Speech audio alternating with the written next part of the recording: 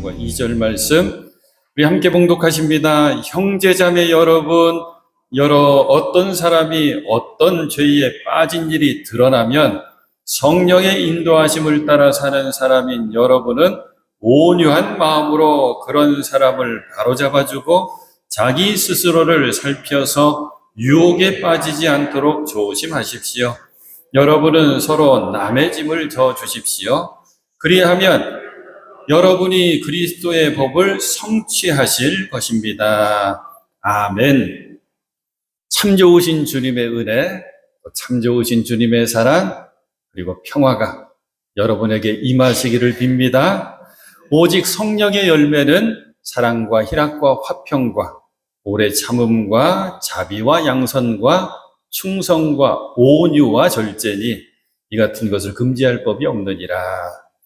보혜사 성령의 사람인 우리들, 성령이 우리와 함께 하실 때 우리가 꼭 맺어야 되는 성령의 9가지 열매입니다. 오늘도 성령의 9가지 열매로 여러분을 축복합니다. 먼저 우리 모두가 다 우리의 심령, 마음과 영혼을 주님께 내어드려야 됩니다. 주님께 내어드리십시오. 그래서 성령이 내 안에 내주하게 하시고 그게 성령 충만으로 성령의 인도하심을 따라 살아가십시오. 그래서 내 힘으로, 내 능으로 맺을 수 없는 성령의 열매를 풍성히 맺고 살아가시는 여러분 되실 수 있기를 축복합니다. 사랑 열매, 기쁨 열매, 화평 열매, 오래 참음은 인내라고 그랬어요. 자비는 친절이라고 그랬고 양선은 착함이라고 그랬습니다. 그리고 지난주 살펴봤죠. 충성의 열매까지 꼭 맺고 살아가는 우리 모두가 될 수 있기를 소망하고 축복합니다. 오늘은 성령의 9가지 열매 중에 8번째, 바로 온유라고 하는 성령의 열매입니다. 온유라고 하는 말은 그 뜻이 참 좋습니다. 따뜻할 온자에 부드러울 유자. 말이나 표정이나 행동이 따뜻하고 부드러운 사람, 그게 온유한 사람입니다. 성격 참 좋다 이렇게 표현할 수도 있겠죠. 그런데 성경에서 나오는 온유는 조금 깊이가 다릅니다. 더 심오한 뜻을 갖고 있습니다. 구약의 언어 히브리어는 아나브라고 하는 단어를 쓰고 신약의 언어 헬라어로는 프라우스라고 하는 단어를 쓰는데 가장 중요한 뜻이 뭐냐면 통제된 힘을 얘기합니다. 컨트롤, 잘 자기를 다스릴 줄 아는 모습. 이 단어들이 다 야생마 길들이는 데서 나온 거예요. 아주 자기 마음대로 뛰고 하는 야생마를 데려다가 잘 길들이면 힘을 있지만 주인의 말에 잘 순종하는 그런 훌륭한 말이 되죠. 그 모습이 온유입니다. 그러니까 내 본능이 있어요. 내 감정이 있어요. 하지만 그것을 잘 제어할 수 있도록 훈련받은, 다스림을 받은 그런 모습들, 그런 성품이 온유입니다. 여러분 스스로 목사님 저 조금 다혈질이에요 그러신 분 계셔요? 일부 예배 때 여쭤봤더니 몇 분 피식 웃으면서 이렇게 신호를 주시더라고요. 제가 거꾸로 물어봤어요. 여러분들은 앞에서 있는 제가 다혈질 같습니까? 물어봤더니 아닙니다 그러시더라고요. 다 모르십니다 하고 제가 대답을 했어요. 화나는 얘기 한번 해드릴게요. 여러분 어떻게 반응하시나? 여행을 가요. 기분 좋게 운전을 해서 여행길을 쭉 가는데 몰이 단양 주변에도 왜 이렇게 공사를 많이 하는지, 고속도로 한 구간이 이제 공사 구간이라 쭉 서 있습니다. 조금씩 길이 좁으니까 갈 수밖에 없어요. 한참을 그렇게 기다리면서 조금씩 나가고 있는데 옆에를 봤더니 저 갓길에서 저 뒤에서부터 어떤 차 하나가 휙 와가지고 제 차 앞에 싹 껴들려고 그래요. 여러분 어떻게 하실 거예요? 우리 매포 식구들은 참 좋으신 분이더라고요. 다 급해서 그랬겠지요. 껴줍니다. 일부 예배 때 답이 그거예요. 뭔가 급해서. 우리 충청도 사람들은 그래요. 껴주더라도 그렇게 급하면 어제 오지 그랬시오? 그러면서 이제 껴준단 말이에요. 그래서 이제 진행을 해서 쭉 가는데, 길이 풀려가지고 기분이 더 좋아졌어요. 그래서, 아이고, 시간 맞춰서 갈 수 있겠구나 하고, 쫙 하고 운전을 해가는데, 어떤 차 하나가 나도 모르는 사이에 휙 하고 추월해가지고 끼어들어와서 나도 깜짝 놀라서 브레이크를 꽉 붙잡았어요. 여러분 어떻게 하실 거예요? 이때는 일부 예배 때도 욕을 시작한다 그러시더라고요. 개, 소, 말 다 나오는데요. 목사님들 사이에 하면 내가요, 우리 후배 목사님, 또 선배 목사님, 내가 그러면서 한 번은 교인들이랑 신방 가다가 어떤 자가 확 끼어드는 거예요. 나도 모르게 얼마나 창피했는지 몰라요. 그런 거 많아요. 교회에도 어떤 목사님이 그렇게 설교하더라고요. 가족 설교 하시면서, 가정 얘기 하시면서, 교회에도 어떤 가정은 미스터 버럭이랑 미세스 신경질이랑 사는 경우가 많대요. 버럭버럭 화내는 거예요. 신경질 부리는 거예요. 그래요. 화나는 상황 생기죠. 분노할 수밖에 없을 때가 있어요. 그때도 화내지 않고 분노하지 않고 나를 잘 다스리는 사람, 이게 온유한 사람이거든요. 오늘은 예수님 만나볼 거고 그리고 모세 만나볼 거예요. 둘 다 아주 우리에게 좋은 온유함의 모범을 보여주시거든요. 또 우리들은 또 바울의 갈라디아서를 통해서 온유한 사람은 이런 신앙생활을 해야 되는구나 또 배우게 될 거고요. 쉽지는 않습니다. 하지만 우리 모두가 나를 잘 다스릴 줄 아는 온유한 사람이 되었으면 좋겠습니다. 먼저 예수님의 삶은 온유함으로 시작해서 온유함으로 끝나신 거예요. 보니까 하늘 보자 버리셨어요. 우리와 똑같은 인간의 몸을 입고 낮고 낮은 모습으로 우리 곁에 오셨어요. 그게 온유함이거든요. 예수님께서 부탁하신 말씀이 있어요. 내게로 왔으면 좋겠다. 그리고 나에게로 배워라. 나를 닮은 삶을 살 수 없겠느냐? 초청하시고 부탁하신 말씀, 그게 그 유명한 마태복음 11장 28절, 수고하고 무거운 짐진 자들아 다 내게로 오너라. 또 내게로 오너라. 내가 너희를 쉬게 해주겠다. 나는 마음이 온유하고 겸손하니 내 멍에를 메고 나한테 배워라. 그리하면 너희는 마음에 쉼을 얻을 것이다. 내 멍에는 편하고 내 짐은 가볍다. 우리 너무 잘 아는 말씀이죠. 이런 뜻이잖아요. 너 힘들고 어렵지. 네 마음대로 온 대로 잘 안 되지. 그래서 너 때로는 막 화도 나고 분도 나고 참 평안이 뭔지 알려줄게. 먼저는 너 내게로 와야 된다. 초청해 주시는 거예요. 내게로 와서 나의 온유와 겸손을 꼭 배워라. 나에게로 와라라고 하는 이 얘기는 나와 함께 멍에를 함께 매자는 얘기다. 말씀드렸죠. 이스라엘 땅에 농사 짓는 법 멍에는 소 한 마리가 안 끌어요. 두 마리가 끄는데 보통은 어미소 옆에다가 그 어미가 낳은 새끼소 송아지를 같이 껴놓는 거예요. 그래서 멍에는 우리 무겁다 어렵다 생각하는데 송아지 입장에서는 가벼운 거예요. 예수님이 그 말씀해 주시는 건 내 멍에 밑으로 들어오면 된다. 그러면 어렵지 않다. 내가 너 대신 짐을 짊어줄 테니까. 내가 아버지 하나님의 말씀 그리고 하나님 아버지의 뜻에 나를 잘 길들이는 것처럼 너도 말씀에 너를 길들여야 된다. 그러면 온유해진다. 겸손해진다. 그러면 마음에 참 쉼을 얻게 되는 거야. 이 교훈 주시는 거야.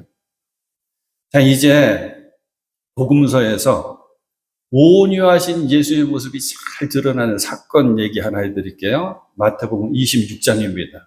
이제 십자가 얼마 앞에 두시지 않은 예수님 마지막 순간의 모습들이 마태복음 26장부터 쭉 그려지는데 바로 이 장면이에요.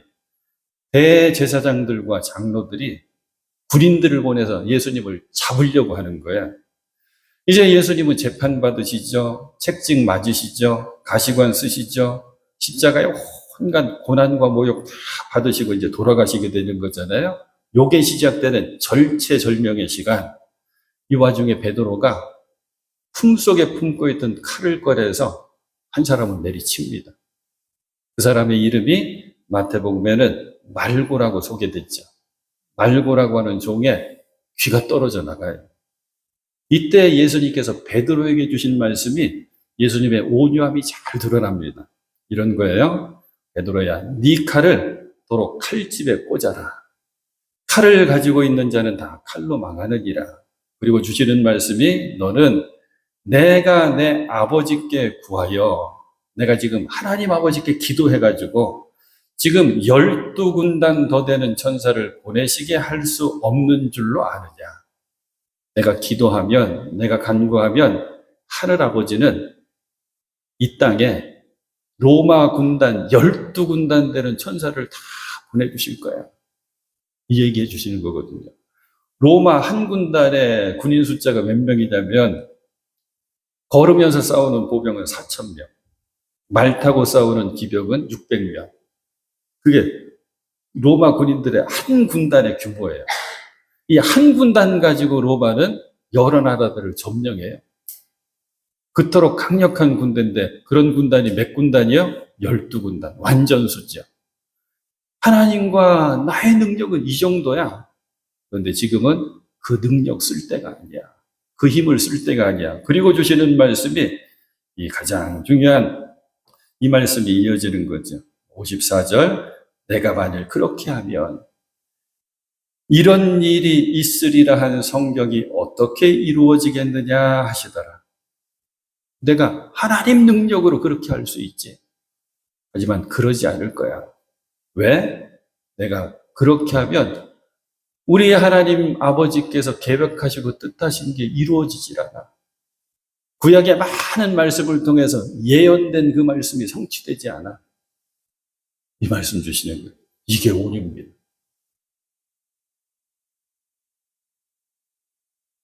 사랑하는 여러분, 우리들도 뭔가 일을 하게 되면 할 수 없기 때문에 못할 때가 있어요. 어쩔 수 없어요. 그런데 할 수 있음에도 불구하고 그게 하나님의 뜻이기 때문에, 하나님의 계획이기 때문에 알게 돼서 안 할 때가 있어요. 그건 다른 겁니다. 똑같이 못한 것 같고 안 한 것 같지만 할 수 있음에도 불구하고 하나님의 뜻을, 하나님의 계획을 알게 안 하는 게 이게 온유입니다. 나중에 사도 베드로가 예수님의 그때의 모습을 쭉 본 뒤에 예수님의 모습을 이렇게 베드로전서에 기록해놨어요. 2장 22절 23절 그는, 우리 예수님은 죄를 범하지 아니하시고 그 입에 거짓도 없으시며 욕을 당하시되 맞대어 욕하지 아니하시고 고난을 당하시되 위협하지 아니하시고 오직 공의로 심판하신 이에게 부탁하시며, 하나님 아버지께 그냥 다 맡겨버린 거예요. 왜? 하나님의 뜻을 알았기 때문에. 온유하신 예수님이 이제 우리에게 부탁하시는 거예요. 나는 마음이 온유하고 겸손하니 나의 멍에를 메고 내게 배웠으면 좋겠다. 우리가 꼭 예수님을 닮아서 예수님의 온유함을 배울 수 있기를 간절히 소망합니다. 어떤 문제 때문에, 어떤 사람 때문에 화날 때 있어요. 분노가 일 때가 있습니다. 그때 주님께 맡기십시오. 그리고는 스스로를 잘 다스려야 됩니다. 말씀으로 나를 쳐서 복종시킨다고 하는 바울의 고백이 있어요. 그것처럼 주님의 뜻과 주님의 말씀으로 나 자신을 잘 다스릴 수 있는 온유한 우리들 꼭 될 수 있기를 소망합니다. 이 온유함이 특기인 사람이 나옵니다. 온유함의 대명사가 바로 이 사람이에요. 모세입니다. 민수기 12장 3절 말씀 때문에 그래요. 모세로 말하자면 성경이 모세를 소개하는 거예요. 땅 위에 사는 모든 사람 가운데 가장 겸손한 사람이다.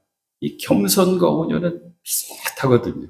그래서 개역 성경에는 요 구절이, 이 사람 모세는 온유함이 지면의 모든 사람보다 더하더라. 또 그 이전의 성경은 지면의 모든 사람보다 온유가 승하더라, 그렇게 되어 있어요. 말씀 뜻이 뭐냐면 모세의 온유함이 세상 1등이다. 모세만큼 온유한 사람 이 세상에 더 없다. 이 칭찬이에요. 자, 성경 공부, 성경 퀴즈 잠깐 해봅니다. 모세 형님의 이름은 아론. 일부 예배 때는 그래도 요거 답하셨는데, 요거는 기대하면서, 모세 누님, 누나의 이름은 사모님이라도 좀 대답해 보세요. 쑥스러워. 미리암. 요 질문 때문에 한 건데. 모세, 아내, 부인의 이름은 이건 조금 어려워져요. 잘 안 나오니까. 미디안 제사장 이드로의 딸인데 이름이 쉽보라라고 하는 여인이었거든요. 이 여인이 일찍 죽습니다. 그래서 모세가 또 다른 여인과 함께 결혼을 하게 되는데 성경은 이 민수기 12장 얘기 제게 해드리는 거예요. 구스 여인이랑 결혼을 해요. 구스는 지금의 이디오피아, 아프리카 최고 북쪽에 있는 나라입니다. 흑인 여성이랑 결혼했다고 하는 얘기예요. 이게 문제가 됩니다. 왜 이게 도대체 문제가 되는지는 알 수 없는데 누가 이 결혼한 이 일을 놓고 비방하기 시작하냐면 누나 미리암과 형님 아론이 모세를 비방하는 거예요. 이 장면이 민수기 12장에 쭉 나오는데 2절 말씀 볼게요. 이 누나와 형님 미리암과 이 아론이 모세에게 하는 말입니다. 주님께서 모세와만 말씀하셨느냐? 우리와도 말씀하시지 않았느냐? 뜻이 뭐냐면 모세, 너만 하나님의 종이냐? 너만 충성스러운 하나님의 일꾼이냐? 우리도 그렇다. 우리도 큰 일, 중요한 일 많이 하나님 주셔서 다 했다. 왜 그러냐면 아론은 첫 번째 대제사장입니다. 누나 미리암은 여선지자 역할을 했어요. 홍해 건넌 뒤에 미리암이 앞장서서 하나님의 영광을 막 찬양하는 모습이 나오거든요. 그런데 너만 하나님의 말씀 듣냐? 우리도 다 하나님 말씀하신다. 그래서 그 일, 결혼한 그 일을 막 비방하는데 알게 돼요. 누나 미리암과 형님 아론이 동생 모세를 시기 질투하는구나 알게 되는 거예요. 시기 질투 무섭지요. 평소에 하나님이 우리보다 저 모세를 훨씬 더 귀하게 쓰신다, 더 많이 쓰신다는 생각에 시기 질투가 막 있었는데 이 사건이 계기가 돼서 막 비방하기 시작하는 거예요. 놀라워요. 하나님은 다 들으셨다 그러더니 하나님 재밌어요. 하나님께서 어떻게 하시냐? 3명 다 나와 그러셔요. 모세 나와, 아론 나와, 그리고 미리암 나와, 셋 다 나와. 어디로 나와? 회막 앞으로 나오너라 그러셔요. 그리고 책망하십니다. 7절 말씀에 나의 종 모세는 다르다. 그는 나의 온 집을 충성스럽게 맡고 있다. 내가 모세를 왜 쓰느냐? 모세에게 왜 더 귀한 사명을 주냐? 모세가 충성스러워서 그래. 그게 나의 계획 속에 있고 나의 뜻 가운데 있었어. 근데 왜 너희들 비방하냐? 그러면서 결론이 누나 미리암의 온몸에 하얀 피부병이 생깁니다. 그 모습을 본 형 아론이 무서워서 벌벌 떨어요. 자, 몇 가지 생각해 볼 일이 있어요. 시기 질투가 이토록 무섭다. 여러분들은 시기 질투 좀 하시나요? 아니면 시기 질투 받아보신 적이 있어요? 시기 질투 받으면 억울해요. 참 분하기도 하고. 네, 시기 질투 할 때도 우리들 종종 있거든요. 시기 질투가 왜 무서운지 제가 한마디 하면 여러분들이 답이 그대로 나올 거예요. 시기 질투가 어느 정도냐? 우리 조상들이 다 알려줬죠? 사촌이 땅을 사면 배가 아프대요. 과학자들이 연구해낸 결과 진짜 아프대요. 시기 질투 그래요. 형제 자매 사이에 될 것 같은데 형제 자매 사이에서도 시기 질투 생기면 이건 답이 없는 거예요. 모세 입장에서는 너무너무 괴로운 거예요. 가장 자기를 위해주는 형님, 어머니 같은 누님이 미리암이었거든요. 근데 이들이 나를 비방해, 나를 배신해, 나를 이토록 마음 아프게 너무 괴로웠어요. 저 같으면 공의의 하나님 잘하셨습니다. 하나님은 공의로우신 분, 우리 누나 좀 혼 좀 나봐야 됩니다. 우리 형님도 하나님 앞에 혼 좀 나봐야 됩니다. 이랬을 것 같은데 모세가 이렇게 기도하죠. 모세가 주님께 부르짖어 아뢰었다. 하나님 비옵나니 제발 미리암을 고쳐주십시오. 모세의 온유한 모습 바로 이 모습이에요. 분하고 억울하지만 괴롭지만 혈기 부리지 않습니다. 분노 터뜨리지 않습니다. 오히려 온유함으로 대하는 거예요. 그래서 칭찬받는 거예요. 이 사람 모세는 온유함이 지면의 모든 사람보다 더하더라. 그러면 한번 찾아보는 거예요. 생각해 보는 거예요. 어떻게 모세가 이렇게 온유할 수 있을까? 모세가 온유할 수 있었던 이유가 과연 뭘까? 모세의 일생을 쭉 쫓아가 보니까 답은 이거 하나밖에 없어요. 모세는 한평생을 어떻게 하면 하나님 영광 받으실까를 생각했어요. 문제 만나면, 사건 만나면 화날 때가 있다 그랬죠? 분노가 올라올 때가 있다 그랬죠? 비난 받아보십시오. 배신 당해보십시오. 그러면 혈기 올라옵니다. 그때 우리들이 해야 될 것, 먼저 해야 될 것, 이것 떠올려야 됩니다. 하나님 영광 가려서는 안 돼. 하나님 영광 받으셔야지. 나 때문에, 나로 인해서 하나님 영광 가려지면 안 돼. 이거 생각할 줄 아는 게 온유함의 시작입니다. 그러면 그 문제를, 그 사람을 우리는 온유함으로 대할 수 있으니까요. 사도 바울은 갈라디아 교회 편지를 보내면서 성령의 열매, 온유의 열매를 맺는 성도들은 이렇습니다 하고 가르쳐주는 게 오늘 본문입니다. 갈라디아서 6장 1절 말씀, 형제자매 여러분, 어떤 사람이 어떤 죄에 빠진 일이 드러나면 성령의 인도하심을 따라 사는 사람인 여러분은 온유한 마음으로 그런 사람을 바로잡아주고 자기 스스로를 살펴서 유혹에 빠지지 않도록 조심하십시오. 2절까지 보면 그런 여러분들은 서로의 집을 서로 져주십시오. 뜻이 이런 거예요. 어떤 사람이 죄 지어요. 죄에 빠져 있어요. 근데 그 일 때문에, 그 모습 때문에 내가 힘들어진 거예요. 내가 어려워진 거예요. 여러분, 화난다 그랬죠. 그때 성령의 사람인 우리들은 온유함의 열매를 맺을 수 있어야 되는데 먼저 온유한 마음을 가지고 두 가지를 해내라는 거예요. 두 가지. 첫 번째는 죄에 빠진 그 사람을 바로 잡아주십시오. 내가 바로 서 있지 않으면 그 사람 바로 잡아줄 수가 없어요. 두 번째는 반드시 그 일을 통해서 나 자신을 살피십시오. 그리고 내가 유혹에 빠지지 않도록 조심하십시오.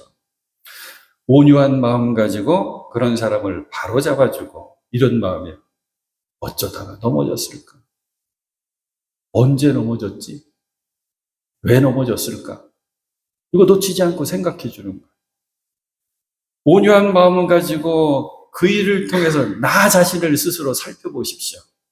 유혹에 빠지지 않도록 스스로 조심해야 됩니다. 이건 간단하죠. 나도 충분히 그럴 수가 있어. 나도 때로 그럴 수가 있어. 이거 놓치지 않는 거예요. 반면교사 삼아가지고 그 사건과 그 사람을 통해서 내 자신을 거울처럼 잘 살펴보는 거. 자, 예수님의 이야기 가운데 이 똑같은 내용이 바로 이 사건입니다. 사람들이 한 여인을 막 질질 끌고 와요. 죽일 듯이 끌고 옵니다, 예수님께. 요한복음 8장에 나오죠. 바리새인들이 예수님께 크게 질문합니다. 선생이요, 이 여자가 어떤 여자냐면 현장에서 간음하다가 그대로 들켜서 붙잡혀 왔습니다. 모세가 전해준 율법에는 돌로 쳐 죽이면 된다고 가르쳐 주는데, 예수, 당신 같으면, 선생님 같으면 지금 이 모습을 어떻게 우리에게 이야기해 줄 겁니까? 하고 질문을 던져. 처음에 예수님 아무 말씀 안 하시고 몸을 굽혀서 손가락으로 땅에 뭔가 쓰셔요. 사람들이 더 난리를 칩니다. 빨리 대답하라고. 그때 예수님이 하신 말씀, 너희 중에 죄 없는 자가 먼저 돌로 치라. 그리고 또 땅에다가 뭔가를 막 쓰셔요. 예수님 쓰시는 동안 사람들이 살기 등등해서 손에 쥐고 있던 돌을 하나씩 내려놓고 각자 집으로 돌아가죠. 성경 너무 재밌어요. 나이 든 사람부터 그런다. 자신의 모습이 그 여인을 통해서 비춰지는 거예요. 온유의 열매의 힘은 타인을 보고 또 어떤 사건을 보고 나 자신을 잘 되돌아볼 줄 아는 힘이 있습니다. 이것까지 우리가 해낼 수 있어야 돼요. 온유한 사람이 받는 복이 있습니다. 예수님의 산상순 팔복의 말씀 가운데 분명히 있죠. 마태복음 5장 5절, 온유한 자는 복이 있나니 그들이 땅을 기업으로 받을 것이며. 땅을 기업으로 주신대. 우리 땅 좋아하잖아요. 부동산, 땅. 이거는 이스라엘 백성들에게 얼마나 귀한 약속의 말씀이냐면, 이스라엘 백성들은 하나님 주신 땅을 뭐라고 불러요? 기업이라고 불렀어요. 기업. 가나안 땅에 정착하면서 하나님께서는 지파별로 가문별로 다 나와라 그래서 각 가정마다 집집마다 땅을 분배해서 제비뽑아 나눠주시거든요. 이 받은 땅을 이스라엘 백성들은 생명처럼 소중히 여겨요. 그래서 기업이라고 부릅니다. 하나님이 주신 유산이라고 하는 뜻이고, 상속이라고 하는 뜻이고, 분깃이라고 하는 뜻이고, 내 삶의, 우리 가정의 근원이라고 하는 뜻이고, 그리고 영원한 소망이라고 하는 뜻이거든요. 온유한 사람은 이 복을 받는데요.